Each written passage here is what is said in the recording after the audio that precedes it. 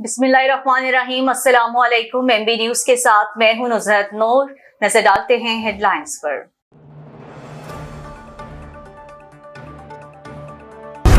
हिफाज़ती जमानत में तौसीक़ खत्म, नवाज शरीफ आज दोबारा पेश होंगे।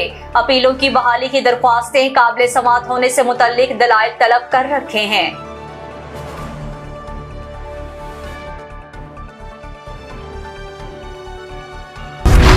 पंजाब असेंबली भर्तियों में मुबैना बदअनवानी का मुकदमा परवेज इलाही को आज अदालत में पेश किया जाएगा।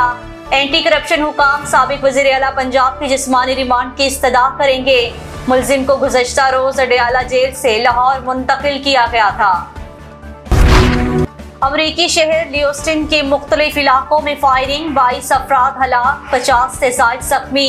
हमलावरों की गिरफ्तारी के लिए ऑपरेशन जारी। पुलिस ने मुलजिम रॉबर्ट कार्ड की तस्वीर जारी कर दी।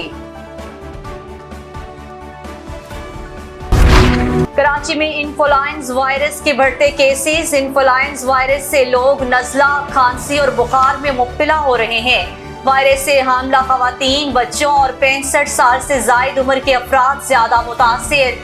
महकमा सेहत सिंध ने एडवाइजरी जारी कर दी। और क्रिकेट वर्ल्ड कप में ऑस्ट्रेलिया की सबसे बड़ी फतह, कैंगरूज ने नीदरलैंड को 309 रन से हरा दिया।